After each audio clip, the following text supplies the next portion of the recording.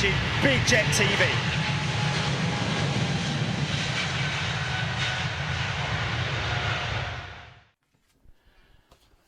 Hey folks, good evening and welcome to the weekend on Big Jet TV. Just giving you an update on what's happening tomorrow for the Saturday show.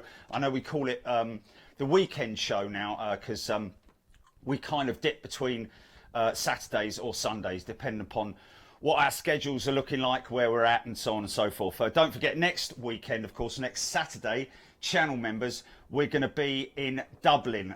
So put that one down as a notice. Just before I start, I just want to say a big shout out to RAF Fairford and of course the 501st Combat Support Wing with their beautiful B-2 stealth bomber, which I got a first-hand look at today, 20 yards away from it. Don't step over that line, sir. We have force that we will have to use, which was fantastic. Great bunch of guys there. Always good to talk to all of them, and I've got a fantastic interview. Spoke to all the pilots and a number of the personnel there, but got a great interview with Lauren Switch was her operations name, and I'm going to be putting that out a little bit later. I'm just going to run that past the guys there at the combat wing just to make sure everything's all right on it. But it is a fantastic interview, very short but very good indeed, and she was a great interview. So thanks a lot for that, Lauren. Really appreciate that. That was 30 years old, by the way, folks. 30 years old, that bomber. Absolutely incredible. But what was, I'll be quick on this, but what was really interesting to see, and you might see it if you look up some really close-up pictures of it, is the outboard segment of the wing. The wing tip is absolute. It's like a razor blade, literally, the leading edge. And the leading edge where it comes up at the nose, below the nose, is about 10 feet either side of it, which is like a razor blade. But the rest of the leading edge, really weird. It's like someone's smacked it with a hammer and run a load of pug over it and sanded it down all unevenly and stuck a load of primer paint over it. It's all uneven and everything. I think that's something to do with the radio waves and the frequencies to keep it stealth. So be finding out a little bit more about that later. But anyway, yes, tomorrow we are going to be at the paddock. Now, obviously, a lot of you guys know where the paddock is, but for you, those guys who don't, it's runway. It's the southern runway. It's 27 left. We have an exclusive position in that field where we have access. All cleared by the police. They give us a CAD number. Everything's absolutely on the level. And these aircraft, they are pretty. It's really good to see. They come straight over our heads, but we see them on the approach from about, well, almost 9-10 miles out as they're turning on to the ILS as well, which is just fantastic to see. As well as that, if there's a slight crosswind as well, we'll be seeing them crabbing in towards us, right over the top of us, get the vortex, and as they come down, they land on the runway, 27 left, slamming it down sometimes, other ones just greasing it, whatever. Some decent looks over the apron as well, of the maintenance hangars and so on and so forth. But the usual stuff with all our channel members, of course, it's going to be a 20-minute free view. GP, we didn't actually specify a time, but I think it's going to be around about midday tomorrow, folks. So set your timers for midday tomorrow. And you know what it's like, guys, on channel members. We'll probably go right the way through to the switchover, right the way through till 3 o'clock. So it's a minimum 3 hours live on Big Jet TV. Arrivals on 27 left at London Heathrow. Anybody wondering where we're going to be? We're at London Heathrow tomorrow. And it's going to be just another fantastic show. So we put together a little, well, Julie actually put together a little video of what we're going to be doing and the kind of stuff you could expect to see. Here it is. Julie, do you want to run that VT?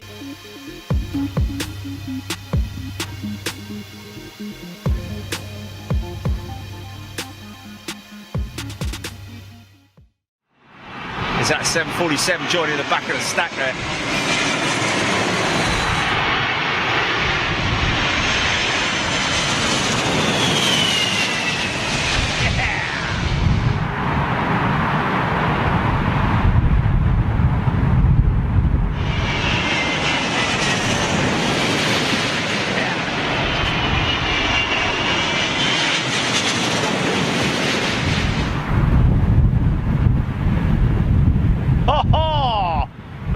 pretty heavy, man.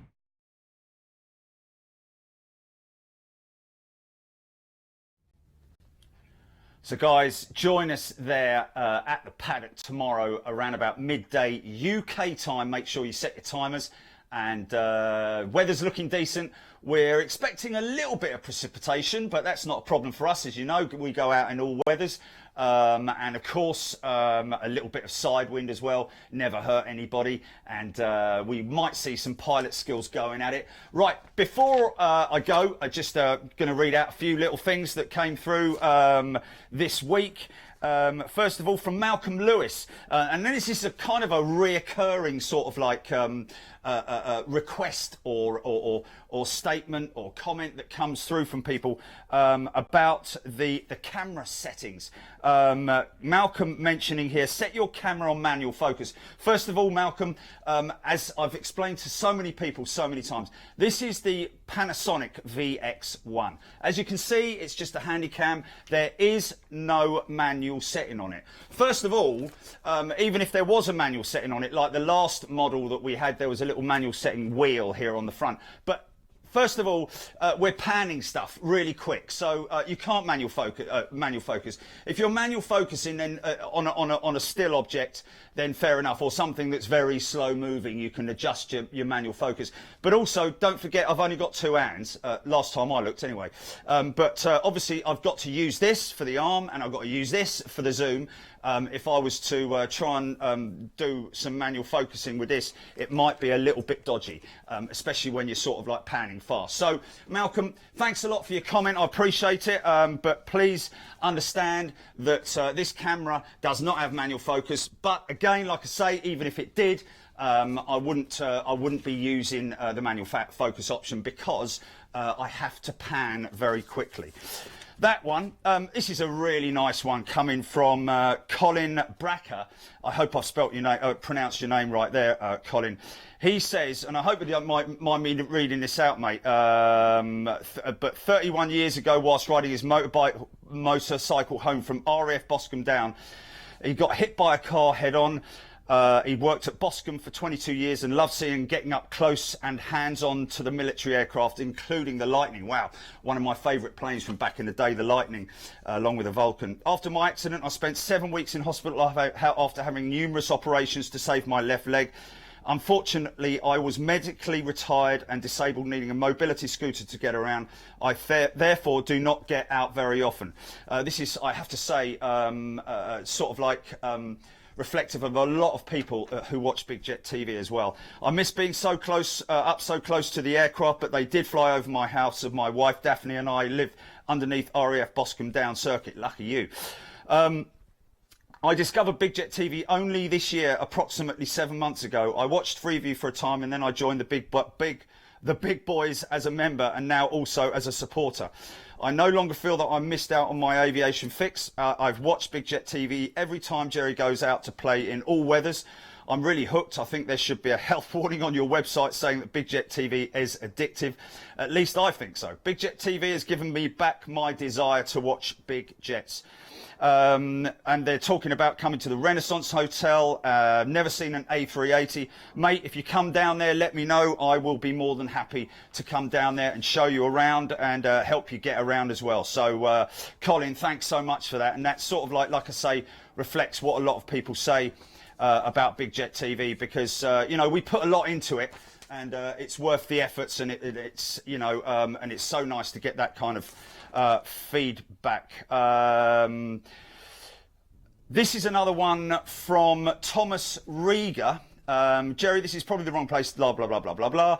A few streams back, you told us how to identify a 737, engines, tail, etc. So I'm pretty good at picking them out now. 380s and 747s are easy, and I can pick out a 340 on the ground.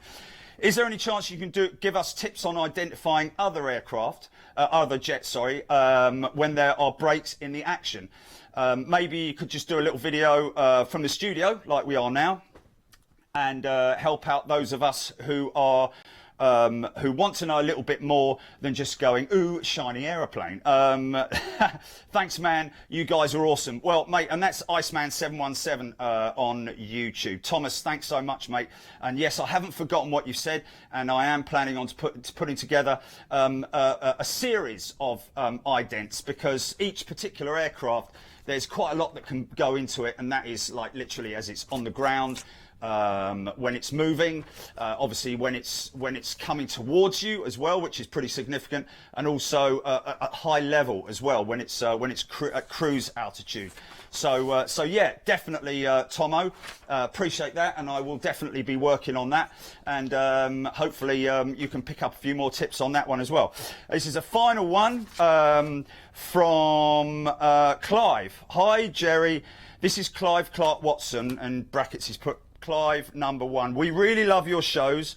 It brings us so much enjoyment. I don't know why anyone wouldn't enjoy watching the great entertainment that you work so hard at to bring us every week.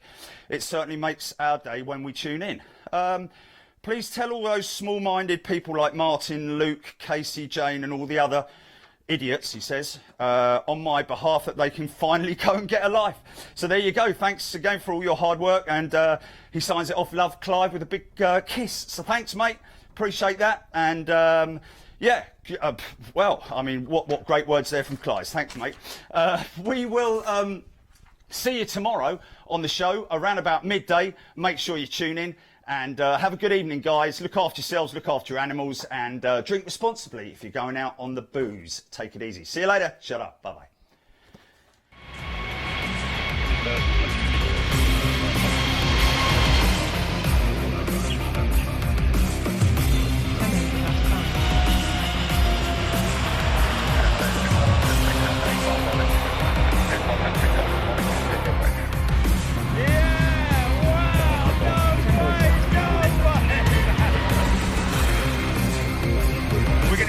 Great action here today.